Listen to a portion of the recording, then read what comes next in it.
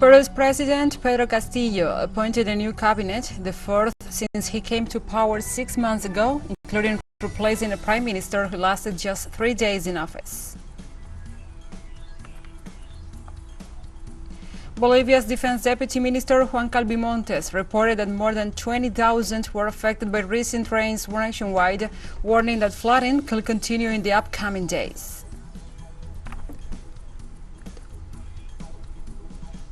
Iran reiterated its willingness to reach an agreement to rescue the nuclear deal signed with Western powers in 2015 and stressed the urgency for Western countries to lift their sanctions.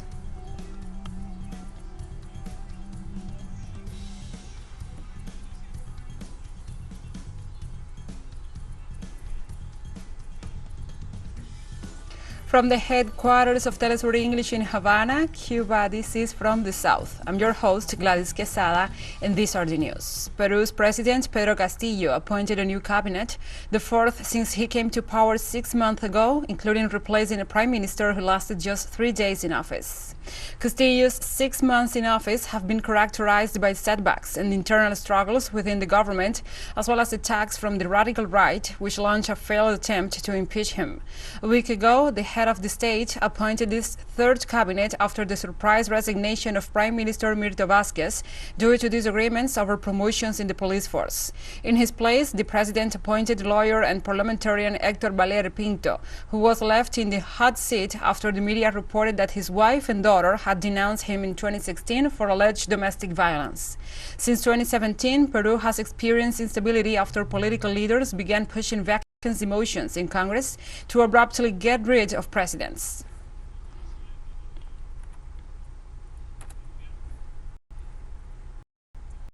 In Argentina, thousands of people marched on Tuesday to Plaza de Mayo in rejection of the agreement with the International Monetary Fund.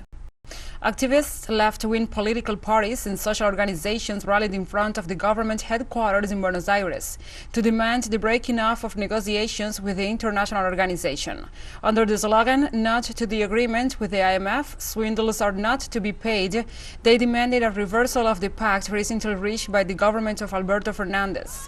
The agreement refinances the loan of $44 billion granted to the country in 2018 under the administration of former President Mauricio Macri. Different reports and investigations show that it's an illegal and illegitimate debt that violated the IMF's very own statutes, and that those funds were used to pay speculators and to finance capital flight from large companies. The president of Argentina, Alberto Fernandez, ends his international tour in Barbados with a meeting with the prime minister of that country, Mia Mottley.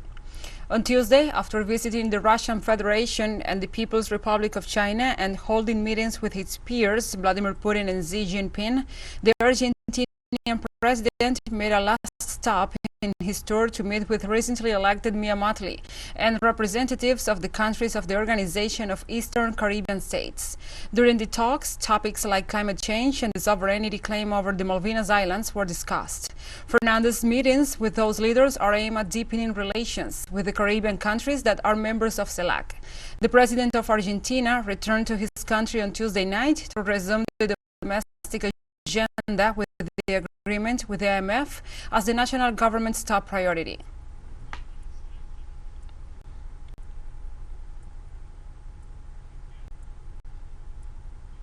And Bolivia will allocate 6% of bank profits to social function in order to strengthen funds for housing, production and seed capital. The percentage will be aimed at eliminating poverty and all types of economic and social exclusion, according to Bolivia's economy minister, Marcelo Montenegro. The provision comes in the framework of the 2013 Financial Services Law, which establishes that when financial entities have profits, they must contribute a certain percentage to social spending. In 2021, Bolivian banks recorded $225 million in net profits, an amount that represents an increase of 60% compared to 2020, when profits were around $140 million, the minister said.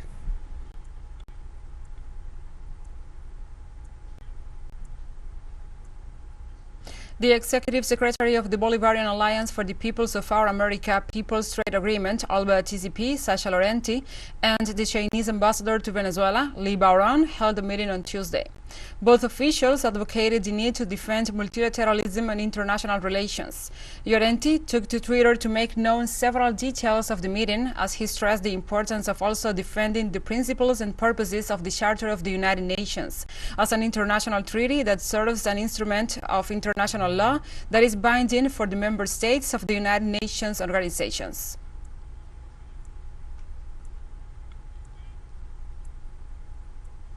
Brazil's Chamber of Deputies will vote on Wednesday on an urgent bill known as the Poison Package.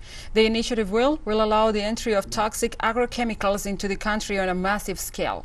It is a combination of several proposals put forward by a special commission, mostly composed of parliamentarians accused of receiving funding from agricultural-related businesses.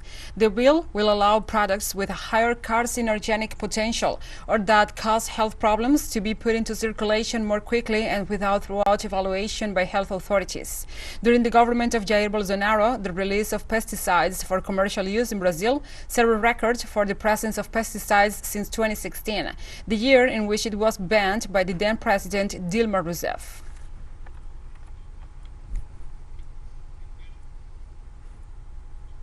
On Tuesday, Honduras Foreign Affairs Minister Eduardo Reina and the Human Rights Minister Natalie Roque announced that the Inter-American Commission on Human Rights agreed to investigate the Honduran state for its involvement in the coup d'etat against President Manuel Zelaya in 2009. As the complaints bearer, former President Zelaya must provide evidence to support these facts and the participation of the judiciary and the National Congress in his capture, illegal removal and expulsion of the country. Once the human rights body finishes the investigation, it will attempt to reconcile a settlement between Zelaya and the state. If both sides do not manage to negotiate, the Inter-American Commission of Human Rights will initiate a trial. This policy is part of the President Xiomara Castro's strategy to recover the rule of law and guarantee that the human rights of Hondurans never again be violated.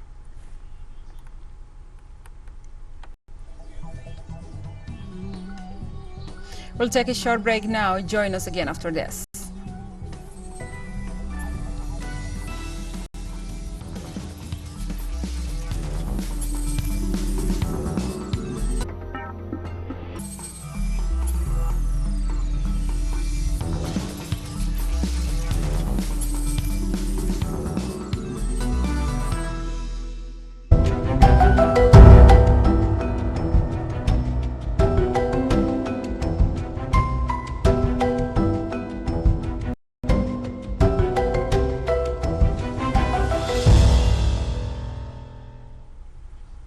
Welcome back to From the South.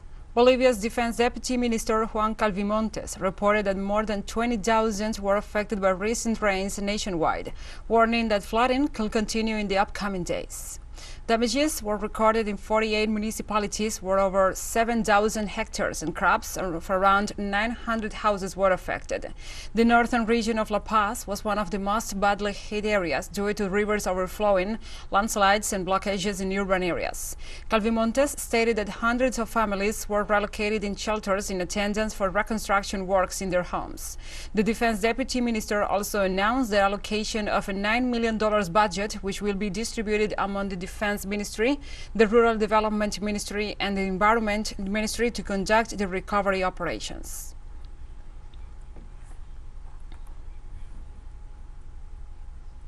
In Colombia, earlier this Tuesday, the death toll rose to 16 after a landslide in the municipality of Pereira in the department of Risaralda. On Tuesday night, authorities were still searching for missing persons. Members of the local community told local media that more people were trapped under the rubble. According to the Risk Management Unit, 35 people were injured and 52 houses were affected. The landslide was a consequence of the constant rain in the region and the consequent rise of the Aurun River, causing the biggest tragedy of this kind since 1977.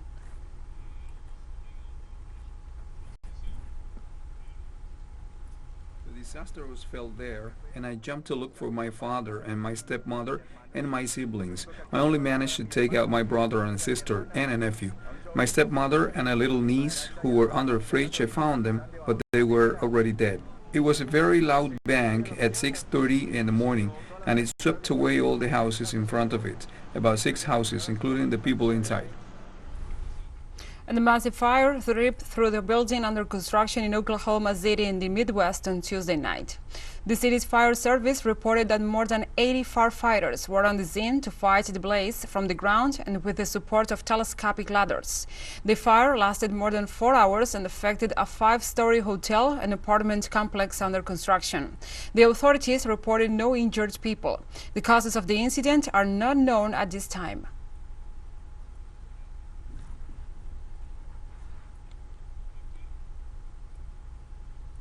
In the United States, protesters across Minneapolis continue to demand justice for Amir Locke, who was shot and killed by a Minneapolis police officer last week during a pre-dawn raid. Demonstrators took to the streets and arrived at City Hall demanding accountability for those involved. Minneapolis police last week shot and killed Locke, a 22-year-old black man, while executing a search warrant in connection to a homicide investigation that Locke was not involved in. A suspect in that investigation was arrested on Monday. The teen has been identified as Locke's cousin. The youth was booked at the Ramsey County Juvenile Detention Center on second-degree murder in relation to the killing of Otis Elder. The killing has caused outrage nationwide and especially in Minneapolis, where the police murder of George Floyd less than 2 years ago exposed deep distrust between the community and the law enforcement. Black youth are being murdered across the nation. Our message, time and time again, black youth are being murdered across the nation. Our message today is that we need to protect young black lives. We are humans, we deserve to live, and we have hopes and dreams. Our demands consist of banning all no-knock warrants, full transparency and a full overhaul and demilitarization of Minneapolis Police Department, full review of MPD and SWAT practices, resignation of Police Chief Interim, Huffman and Mayor Fry, accountability of Judge Peter Cahill, the same judge for the Chauvin trial that led to the no-knock warrant, termination of Mark Hanneman, the police officer who murdered Amir Locke in a matter of 9 seconds. In Australia, U.S. Secretary of State Anthony Blinken attends the meeting of the so-called Quad Group, aimed at countering China's economic and military growth. Blinken landed in the Australian city of Melbourne on Wednesday, and during his 3-day visit to the country, he will attend a summit of foreign ministers of the so-called Quad Group Quadrilateral Security Dialogue, the meetings in which he will discuss with his counterparts from Japan, India and Australia issues such as maritime security and cooperation. The group is trying to counteract Beijing's influence in the area and it is increasing economic, diplomatic and military presence. Blinken's visit follows the Australian government's request to its allies to curb Chinese militarization in the South China Sea. This is the first visit to that country by a U.S. Secretary of State since 1985.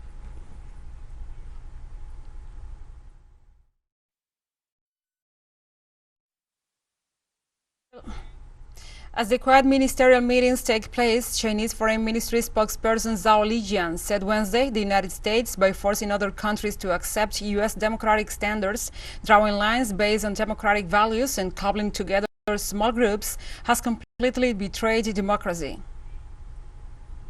China is a boon to the regional order.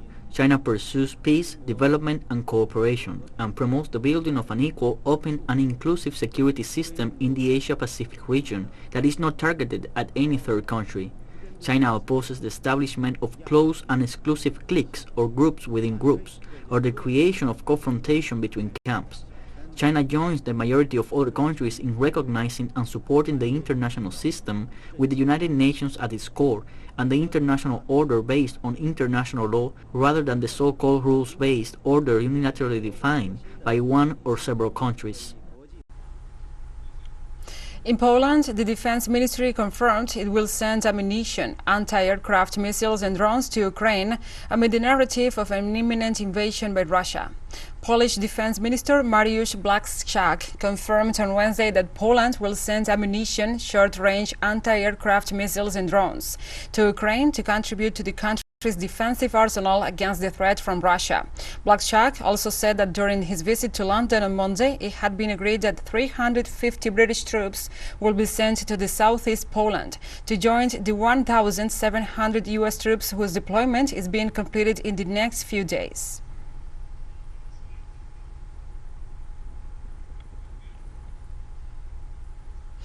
Energy prices in Turkey and other countries have soared in the past year due to recovering demand and geopolitical tensions. But Turks have also seen their overall purchasing power dwindle dramatically amid a currency crisis and two-decade high inflation that reached almost 50% last month. Others face the same problems as electricity bills soared between 52% and 127% in January, depending on consumption. Adding gas, many of them have found themselves with bills that have doubled or tripled. The currency crisis came last year after President Recep Tayyip Erdogan put pressure on the central bank to cut the main interest rate despite rampant inflation. The lira lost 44% of its value against the dollar last year as Turks rushed to buy gold and foreign currency.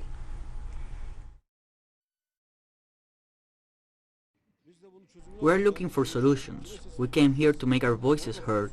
We need to be heard. We have no choice. That's all we can think about now. We go home, we get under the covers. We don't turn on the lights, we don't use the oven. What kind of life is this? My electricity bills have increased 3 or 4 times. It's having a huge impact on me. I'm retired and with my pension, I can't pay this. All we want is to live with dignity. Why such abnormal increases? Why doesn't the government try to investigate these increases in the bills? And we have more news coming up after a final short break, so stay with us.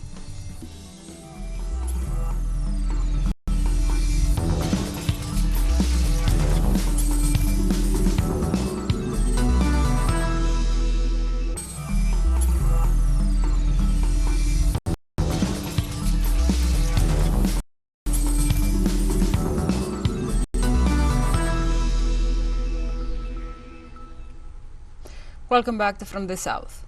Iran reiterated its willingness to reach an agreement to rescue the nuclear deal signed with Western powers in 2015. The Iranian delegation that participated on Tuesday in the round of talks in Vienna showed its willingness to resume the nuclear deal. However, it reiterated that the talks will not make any progress as long as the West doesn't take concrete actions. Tehran's delegation insisted on the need for the unilateral U.S. sanctions imposed on the country to be lifted in order for the negotiations to reach a good conclusion. In this sense, the Russian representation warned that time is running out.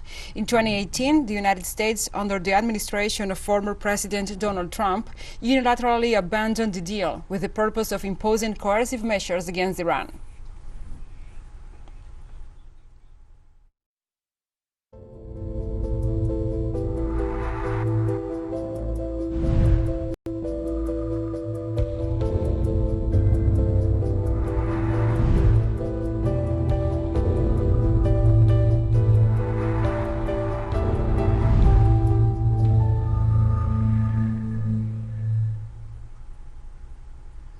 Now we address other topics. Protesters in Canada partially blocked one of the busiest border crossing between the country and the U.S.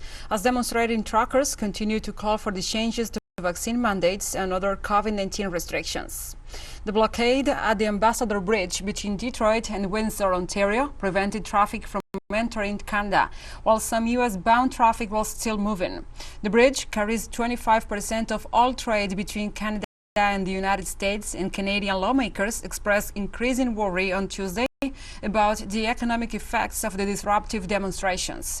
The daily demonstrations staged by the so-called Freedom Truck Convoy are centered in Ottawa, where demonstrators have used hundreds of parked trucks to paralyze parts of the capital for more than 10 days. Protesters have said they will not leave until all vaccine mandates and COVID-19 restrictions are lifted.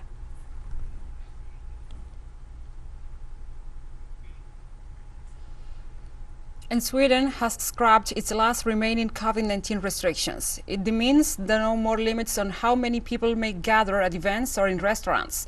Vaccine certificates can no longer be required, and reduced operating hours have been cancelled for bars and entities. Yet, the streets of Stockholm were quiet. For most of the coronavirus pandemic, Sweden stood out for its comparatively hands-off response. It never went into lockdown or closed businesses, largely relying instead on individual responsibility to control infections. While coronavirus deaths were high comparing with other Nordic countries, they were lower than many other places in Europe that did implement lockdowns.